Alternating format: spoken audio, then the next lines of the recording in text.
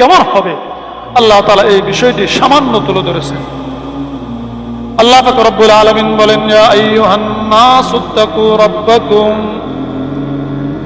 ইয়া আইয়ুহান নাস, হে মানব সম্প্রদায়, ইত্তাকু রাব্বাকুম, তোমরা নিজ প্রতিপালককে ভয় করো, তোমরা স্বীয় রব্বুল আলামিনকে ভয় করো, স্বীয় রবকে ভয় করো। ইন্না জালজালাতাস সাআতি শাইউন আযীম, নিশ্চয়ই কিয়ামতের কম্পন বড় একটা কঠিন বিষয়। আল্লাহ পাক রব্বুল আলামিন বলেন, হে মানব সম্প্রদায়, তোমরা তোমাদের রবকে ভয় করো। আমি আল্লাহ তোমাদেরকে জগতে প্রেরণ করেছি নির্দিষ্ট একটা সময়ের জন্য। এই দুনিয়াতে তোমাদেরকে প্রেরণ করেছে নির্দিষ্ট সময়ের জন্য, চিরস্থায়ী সময়ের জন্য নয়। কিন্তু তোমরা দুনিয়াতে আসিয়া তোমরা ভাবছো এই দুনিয়া চিরস্থায়ী, চিরস্থায়ী জিন্দেগি ভাবিয়া তোমরা বিশাল বিশাল দালান কোঠা, বাড়ি গাড়ি, অট্টালিকা করার মধ্যে প্রতিযোগিতায় ব্যস্ত হয়ে গেছ। তোমরা দুনিয়াকে সুন্দরভাবে সাজানোর প্রতিযোগিতার মধ্যে ব্যস্ত হয়ে গেছ, অথচ এই দুনিয়া চিরস্থায়ী নয়। যদি এই দুনিয়া চিরস্থায়ী না হয়, তাহলে তুমি দুনিয়াতে যে রঙিন স্বপ্ন সাজাও, ওই রঙিন স্বপ্ন চিরস্থায়ী নয়। এই দুনিয়ার জমিন যেহেতু ধ্বংস হয়ে যাবে, তুমি যে রঙিন বাড়ি দুনিয়ার জমিনে বানাইতেছ, সেই রঙিন বাড়িও ধ্বংস হয়ে যাবে। সুতরাং এই ক্ষণস্থায়ী দুনিয়ার মধ্যে রবকে ভয় করিয়া চলো। এই ক্ষণস্থায়ী দুনিয়ার একদিন নির্দিষ্ট মেয়াদ শেষ হয়ে যাবে, আর মেয়াদ শেষ হওয়ার সাথে সাথে কিয়ামত সংঘটিত হবে। ইন্না জালজালাতাস সাআতি শাইউন আযীম, কিয়ামতের কম্পন বড় কঠিন বিষয়। তোমরা স্বীয় রবকে ভয় করো, কেননা কিয়ামতের কম্পন বড় কঠিন বিষয়। তোমরা যে দুনিয়া নিয়ে ব্যস্ত হয়ে গেছ, এই দুনিয়া কিয়ামতের মাধ্যমে সব ধ্বংস হয়ে যাবে। দুনিয়া কিয়ামতের মাধ্যমে সব, ধরে বলেন না, সব। মানব সম্প্রদায়ের অবস্থা কি হবে যখন কিয়ামত সংঘটিত হবে? রব্বুল আলামিন বলেন, ইয়াউমা তারাউনাহা তাযহালু কুল্লু মুরদিআতিন আম্মা আরদাআত ওয়া তাদাউ কুল্লু যাতি হামলিন হামলাহা ওয়া তারান নাসা সুকারা ওয়া মা হুম বিসুকারা ওয়ালাকিন্না আযাবাল্লাহি শাদীদ। রব্বুল আলামিন বলেন, ওগো নবী, ইয়াউমা তারাউনাহা, আপনি কিয়ামত দিবসে মানুষকে দেখবেন, তাযহালু কুল্লু মুরদিআতিন আম্মা আরদাআত, বলে সন্তানকে দুধ পান করানোওয়ালা মা, যেই মা সন্তানকে দুধ পান করাই, যেই মা সন্তানকে দুধ পান করাই, আল্লাহ পাক রব্বুল আলামিন কি চমৎকার উদাহরণ দেয়! একটু চিন্তা করলে বুঝে আসবে।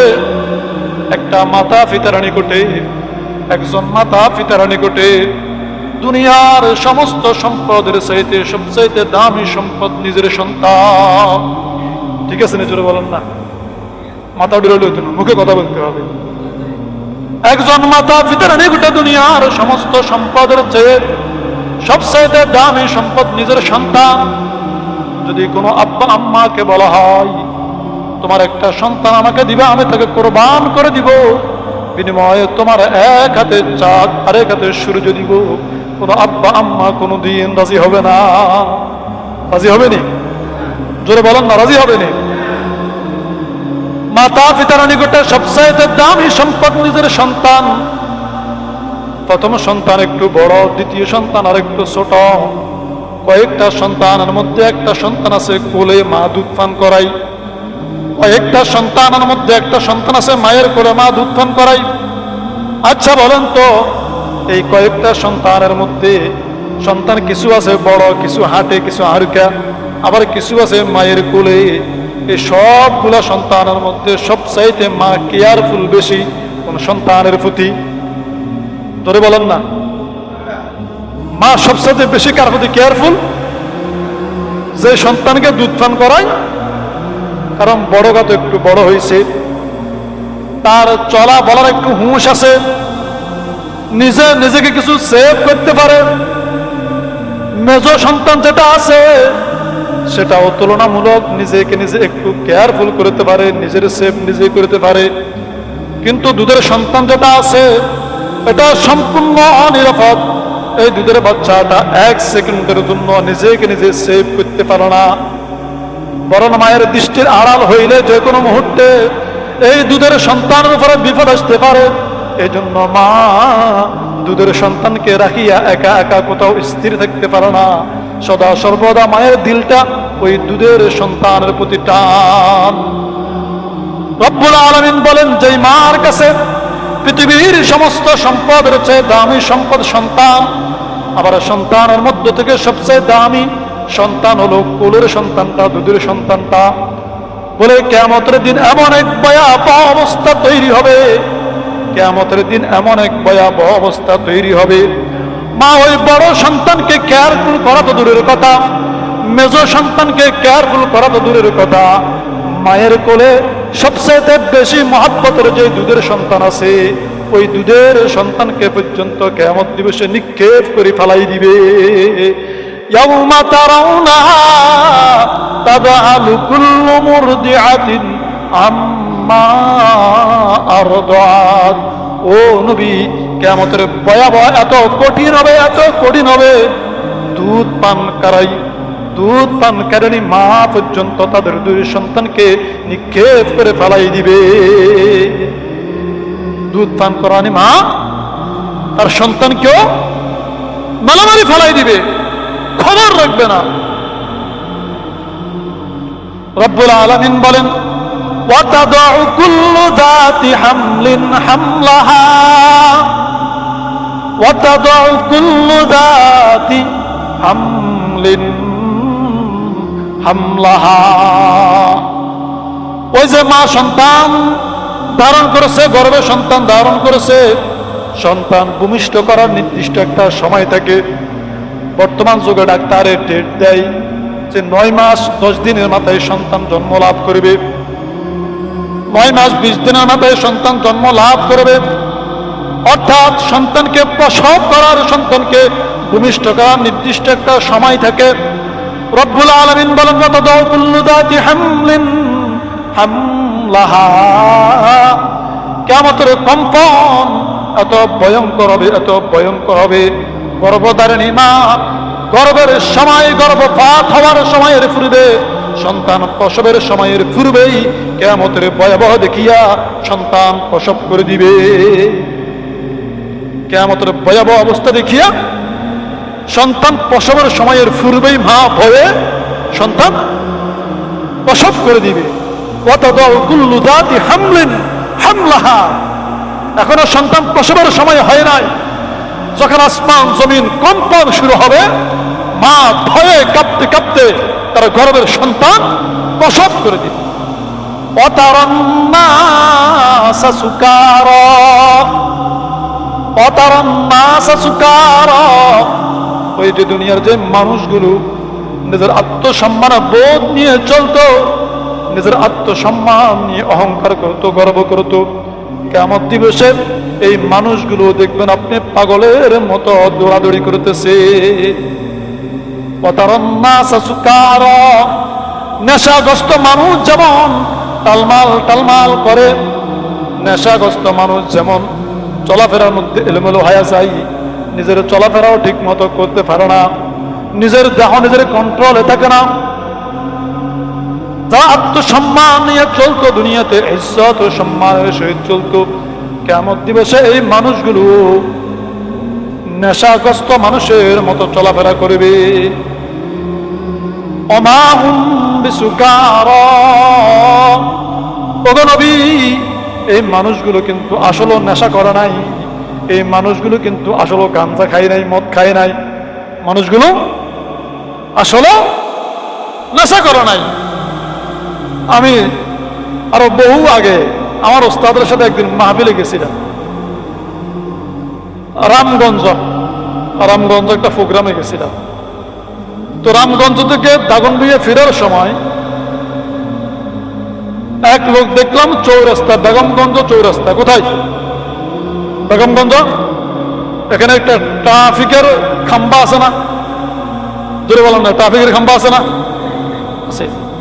এক লোক টাই পরা, শার্ট পরা, জিন্সের প্যান্ট পরা, মানে দেখতে খুব স্মার্ট, দেখতে খুব, জোরে বলেন না কি স্মার্ট, মনে হয় যে মানে খুব শায়েন সাবেক। রাত্রে সম্ভবত 1:30 থেকে 2টা বাজে। এই লোক চৌরাস্তা যাই, খাম্বা আছে ট্রাফিক মোড়, এই লোক কান্দার লগে লাগাই হ্যাঁ ইলোস ফেলে কি খাম্বা ফেলে, খাম্বা কাটতে হয়ে গেছে। খাম্বা কি গেছে? এত খাম্বারে কি করে? এত বিশাল খাম্বা, খাম্বারে ফেলে কি কাটতে, খাম্বা বলে কি গেছে? কাটতে হয়ে গেছে। আমি জীবনে প্রথম দেখছি হুজুরের পিছনে রেস্ট আছে, ঘুমাইতেছে, আমি সামনে ড্রাইভারের লগে বসা। আমি জিজ্ঞেস করলাম কি ভাই আপনার একে করে গেছে? হুজুর এত ডাইল গেছে, ডাইল এত ডাইল গেছে, এত কি গেছে? আরো জোরে বলেন না, কি গেছে? ডাইল গেছে। এই জীবনে সর্বপ্রথম শুনলাম যে কোনো মানুষ ডাইল খাইলে বিশাল খাম্বারেও কাটতেন না দেখে। মনে মনে করি আমরাও তো প্রতিদিন বড়িয়ে ডাইল খাই, কোন ডাইল খাইল? কথা বুঝেছেন? সম্ভ্রান্ত মানুষ, স্মার্ট মানুষ, অফিসার মানুষ, তাকে 2-4 জন পরিচিত মানুষ দেখলে তাকে নিয়ে হাস্য করবে, ঠাট্টা করবে, মস্কারি করবে। কিন্তু তার মাথা কি হয়ে গেছে? ডাল খাওয়ার কারণে এলোমেলো হয়ে গেছে। আমার উস্তাদ প্রায় সময় ওয়াজে মেসাল একটা কথা, আমি না মানে আমার উস্তাদের কথা বলতেছে, কথা আমি ফেনী শস্যদী মাদ্রাসায় পড়তাম। তো ফেনী থেকে শস্যদীর লোকাল ট্রেন আছে, লোকাল কি আছে? ট্রেন আছে। আমি একদিন ট্রেনে উঠুম, এক ফাগলে ট্রেন রাস্তার মধ্যে মানুষের পায়খানা নাকি গরুর পায়খানা শুকায়, ট্রেনগুলো শক্ত হয়ে রয়েছে। এত সেখান থেকে সোলাই নিয়ে সাবাইতেছে আর বলতেছে কোন বেটারে ফেজু বানাইছে, লবণ কিনলে কম হয়েছে।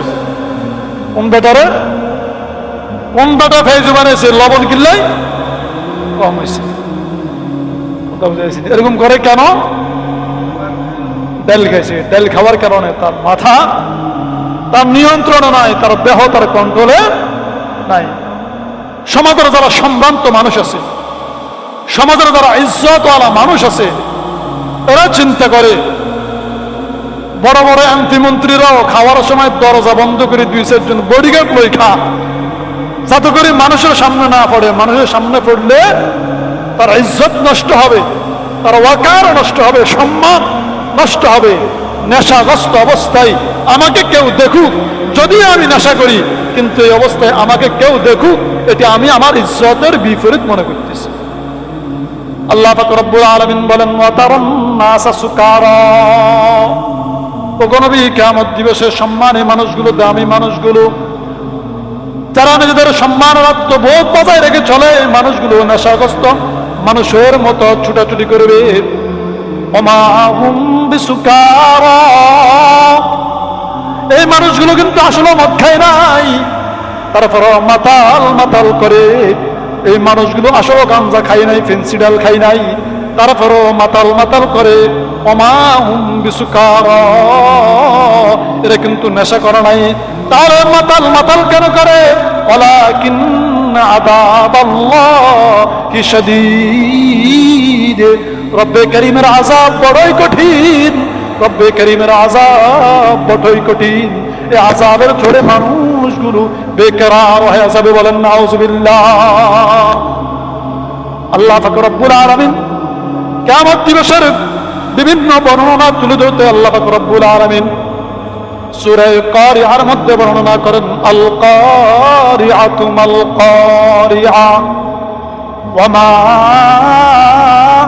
আদরাকা মাল কারিআ ইয়াওমা ইয়াকুনুন নাসু كالفراش المبثوث وتكون الجبال كالعهن المنفوش فأما من ثقلت موازينه فهو في عيشة راضية وأما من خفت موازينه فأمه هاوية وما أدراك ما هي نار حامية রব্বুল আলামিন কিয়ামত দিবসে বর্ণনা করতে গিয়ে কালামে হাকিমের 30 নম্বর পারার সূরা কারিয়ার মধ্যে বর্ণনা করেন আল কারিয়া। আল কারিয়া, কারিয়া শব্দের অর্থ হলো করাঘাত করা, বিকট শব্দ করা, করাঘাত করা, বিকট শব্দ করা, প্রবলভাবে বিকট আওয়াজ করা। আল কারিয়া, আল্লাহ নিজে আবার প্রশ্ন করতেছেন মাল কারিয়া, কারিয়া কি জিনিস, কারিয়া কি জিনিস। ওয়ামা আদরাকা মাল কারিয়া। আল্লাহ পাক রব্বুল আলামিন তার হাবিব প্রিয় নবী জনাবে মুহাম্মদুর রাসূলুল্লাহ সাল্লাল্লাহু আলাইহি ওয়াসাল্লামকে কিয়ামতের বিষয়টা ভালো করে খেয়াল করার জন্য নিজেই প্রশ্ন করতেছে ওমা আদরাকা মাল কারিয়া। ওগো নবী আপনি জানেন কিনা কারিয়া কি জিনিস? ও নবী আপনার কি জানা আছে কারিয়া কি জিনিস, করাঘাত কি জিনিস, প্রবল বিকট শব্দ কি জিনিস আপনার কি জানা আসেনি? আল্লাহ পাক রব্বুল আলামিন নিজেই বর্ণনা করেন ইয়াউমা ইয়াকুনুন নাসু কাল ফারাশিল মাবসুস। কারিয়া যখন সংগঠিত হবে, অর্থাৎ কিয়ামত যখন সংগঠিত হবে, তখন মানুষের অবস্থা কেমন হবে? রব্বুল আলামিন বলেন ইয়াউমা ইয়াকুনুন নাস কাল ফারাশিল মাবসুস।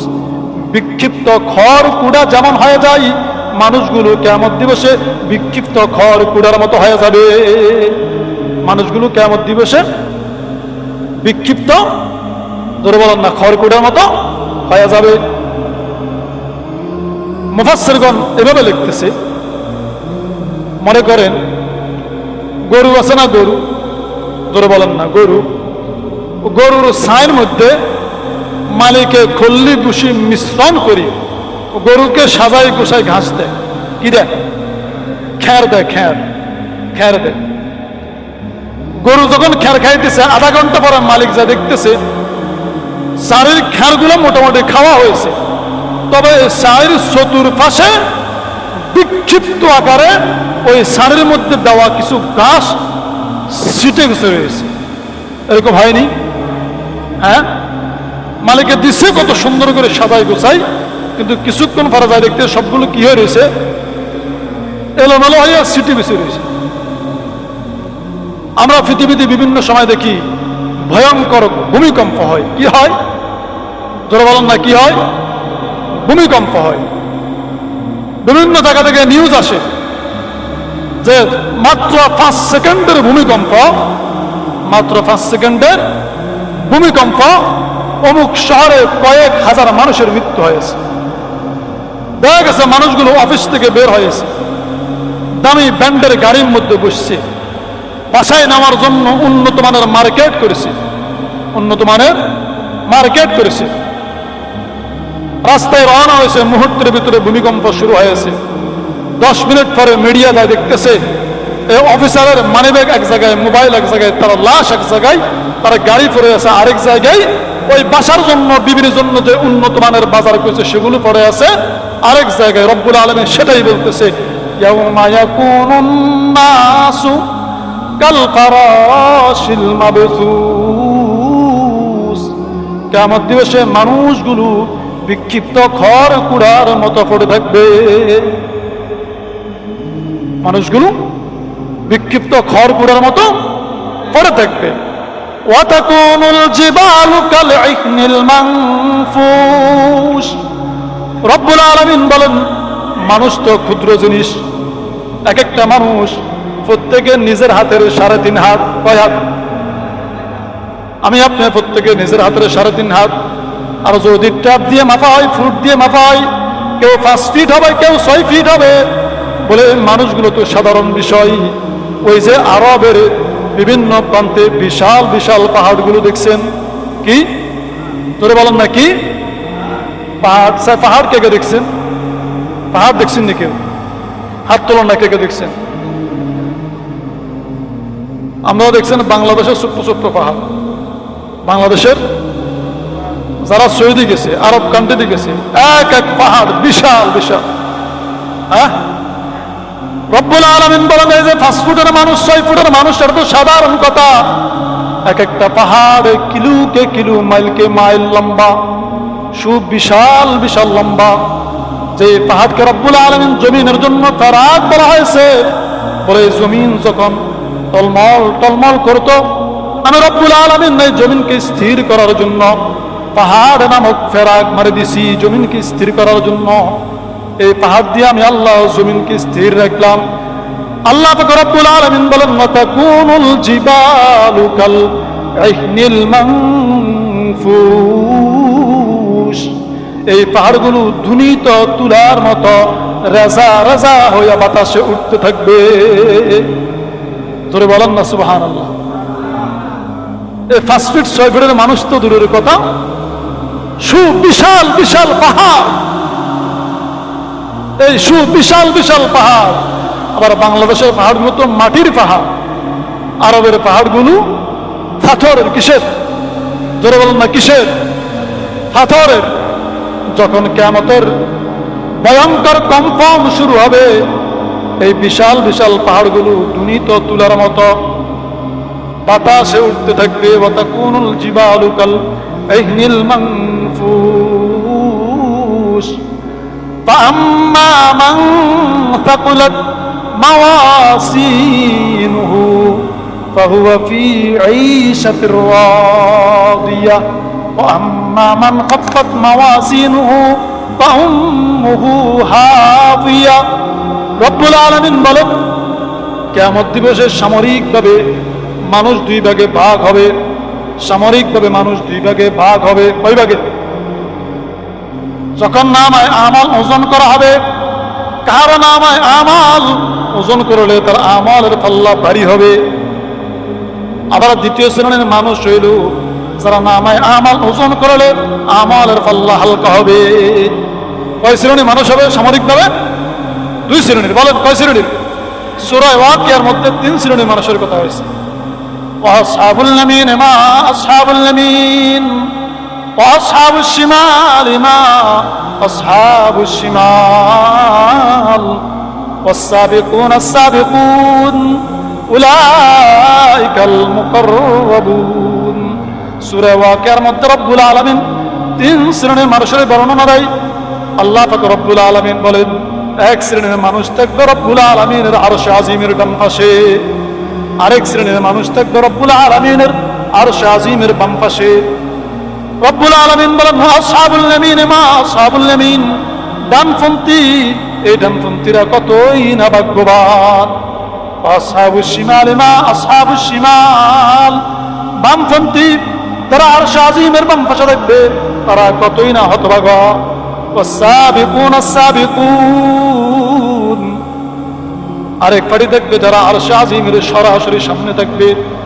রব্বুল আলামিন বলেন উলাইকাল মুকাররাবুন, যারা রব্বুল আলামিনের সামনে থাকবে তারাই হলো রব্বুল আলামিনের নৈকট্যপ্রাপ্ত মানুষগুলো। বলেন সুবহানাল্লাহ। সূরা কারিয়ার মধ্যে রব্বুল আলামিন বলেন সামরিকভাবে মানুষ 2 ভাগে ভাগ হবে। ফাআম্মা মান থাকুলাত মাওয়াজিনুহু ফাহুয়া ফি ঈশাতির রাদিয়াহ, নেক আমলকে যখন ওজন করা হবে, নেক আমলকে মাপা হবে, প্রথম শ্রেণীর মানুষগুলোর নামায় আমালের পাল্লা ভারী হবে। যাদের নামায় আমালের পাল্লা ভারী হয়ে যাবে ফাহুয়া ফি ঈশাতির রাদিয়াহ, তারা আরাম ও আয়েশের জিন্দেগিতে বসবাস করবে। বলেন সুবহানাল্লাহ। ওয়া আম্মা মান খাফফাত মাওয়াজিনু, আরেক শ্রেণীর মানুষ থাকবে যাদের নামায় আমাল যখন ওজন করা হবে তাদের আমালের পাল্লা হালকা হয়ে যাবে। বলেন নাউযুবিল্লাহ। আমালের পাল্লা কি হয়ে যাবে? হালকা হয়ে যাবে। উম্মুহু হাবিয়া, তাদের ঠিকানা হবে হাবিয়া। তাদের ঠিকানা কি হবে? জোরে বলেন না, তাদের ঠিকানা কি হবে? হাবিয়া। হুজুর হাবিয়া কি জিনিস? রব্বুল আলামিন নিজেই বলেন মামা আদরাকা মা হিয়া। ও নবী, আপনি জানেন কি হাবিয়া কি জিনিস? ও নবী, যে মানুষগুলোর আমালের পাল্লা হালকা হবে তাদের ঠিকানা হবে হাবিয়া। ও নবী, আপনি জানেন কি হাবিয়া কি জিনিস? ওমা আদরাকা মা হিয়া। আল্লাহ নিজেই বর্ণনা করতেছেন নারুন হামিয়া। হাবিয়া হলো জাহান্নামের তক্ত আগুনের ঠিকানা। বলেন নাউজুবিল্লাহ। তাহলে কিয়ামত দিবসে মানুষ সাময়িকভাবে দুই ভাগে ভাগ হবে। কারো নামায় আমল ভারী হবে, তারা আরাম ও আয়েশের জিন্দেগিতে বসবাস করবে। আর কারো নামায় আমল হালকা হবে, তারা হাবিয়াতে বসবাস করবে। হাবিয়া কি জিনিস? নারুন হামিয়া, জাহান্নামের দগ্ধ আগুন। আল্লাহ পাক রব্বুল আলামিন আমাদের সকলকে জাহান্নাম থেকে হেফাজত করুক। বলেন আমিন। দুনিয়াতে নিজের আমালকে ভারী করিয়া, আমালের পাল্লাকে ভারী করিয়া জান্নাতের মেহমান হওয়ার তৌফিক দান করুক। বলেন আমিন। তারা সুন্নত পড়ে নেই, সুন্নত পড়ে নেই। মুফতি সাহেব সামনে চলে এলে